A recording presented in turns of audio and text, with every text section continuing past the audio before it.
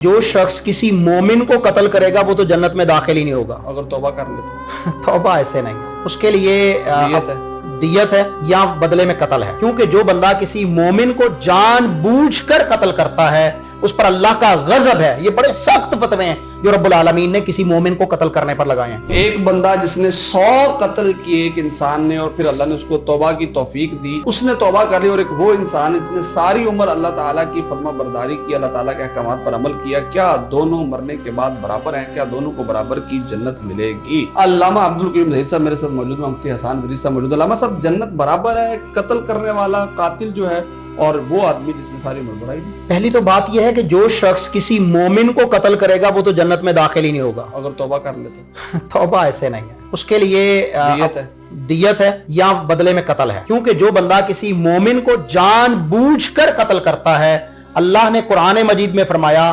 غضب اللہ علیہ ولعنہ وعد لہ عذابا علیما، اس کے لیے اللہ کی لعنت ہے، اس کے لیے ہمیشہ ہمیشہ کی جہنم ہے، اس پر اللہ کا غضب ہے۔ یہ بڑے سخت فتوے ہیں جو رب العالمین نے کسی مومن کو قتل کرنے پر لگائے ہیں۔ آج تو قتل ایک بہت آسان سا معاملہ نا، گولی پکڑو اور شوٹ کر دو اور پتہ ہی نہ چلے کس نے مارا کیا نہیں کیا۔ تو اللہ کے ہاں مومن کا قتل بہت بڑا جرم ہے۔ اب عام قتل کرنا بھی، یہ بھی انسانیت کے اندر جائز نہیں ہے۔ انسانیت کے اندر یا مسلم معاشرے کے اندر قتل کرنا جائز نہیں ہے۔ اس کی کچھ وجوہات ہو سکتی ہیں جو شریعت نے بیان کی ہیں، تبھی قتل جائز ہو سکتا ہے، اور وہ بھی اسٹیٹ جو ہے اس کے اندر اگر ریاست ہے، قانون ہے، تو اس کے مطابق جو ہے وہ حد لگے گی اور پھر وہ قتل ہوگا۔ اب جو بات کہنے کی ہے کہ ایک بندہ 100 قتل کر لیتا ہے، کیا وہ بھی جنت میں جائے گا؟ حدیث میں آتا ہے، صحیح البخاری کے اندر ہے، کہ بنی اسرائیل کے اندر ایک شخص تھا جس نے 99 قتل کیے ہوئے تھے۔ ایک دن اس کے خیال میں ایسے ذہن میں خیال آیا تنہائی میں بیٹھے ہوئے، کیا اللہ مجھے بھی معاف کرے گا؟ اب یہ جو اس کے اندر ایک چینج آیا نا، وہ چل پڑا پوچھنے کے لیے کسی سے، چلتے چلتے ایک ادھورے سے اس دور کے مولوی کے پاس چلا گیا جس کے پاس علم ادھورا سورا تھا۔ کہنے لگا، یار میں نے 99 قتل کیے ہیں، اب توبہ کرنا چاہتا ہوں، کیا میرا کو قتل میری توبہ ہو جائے گی؟ اس نے کہا، یار دماغ ٹھیک ہے، 99 قتل کیے ہوئے ہیں تو ایسے پوچھ رہا ہے جیسے مکھیاں مار دی ہیں، تو نے 99 قتل کیے ہوئے، تیری توبہ وبا نہیں ہے۔ اس نے کہا، اچھا پھر سینچری پوری، اس کی بھی گردن اڑائی، چل پڑا وہاں سے۔ پہلے 99 پہ پریشان تھا، اب 100واں بھی ہو گیا۔ جاتے جاتے راستے میں اسے ایک دانا بندہ مل گیا جو عالم تو نہیں تھا لیکن عقل مند تھا۔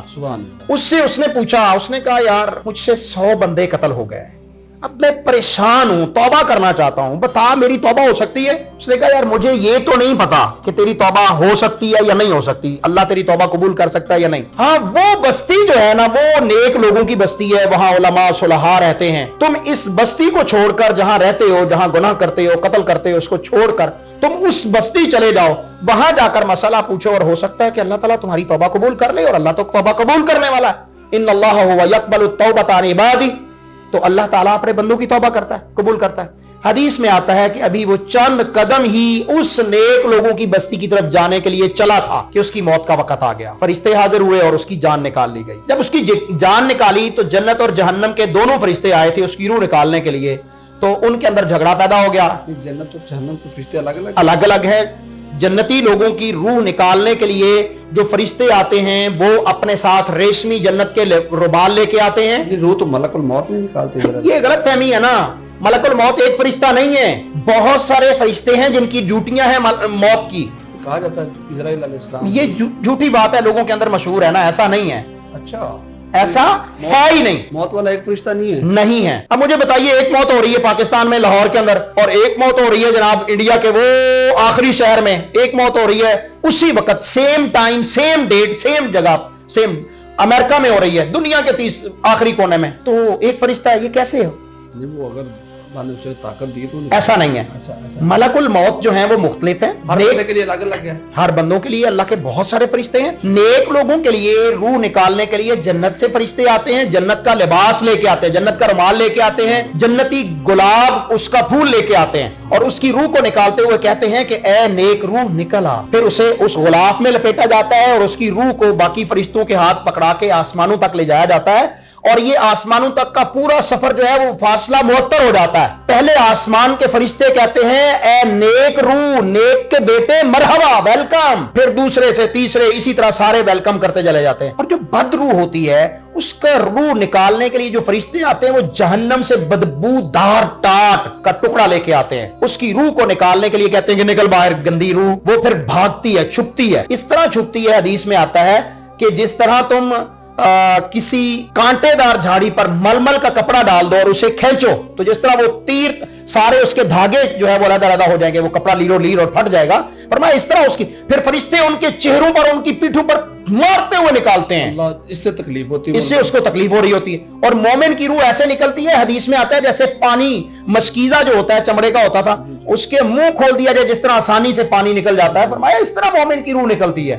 تو کافر کی روح یا گناہگار کی روح جو ہے وہ بڑی تکلیف سے اندر جسم میں چھپتی ہے اور فرشتے پھر مارتے ہیں اور نکالتے ہیں.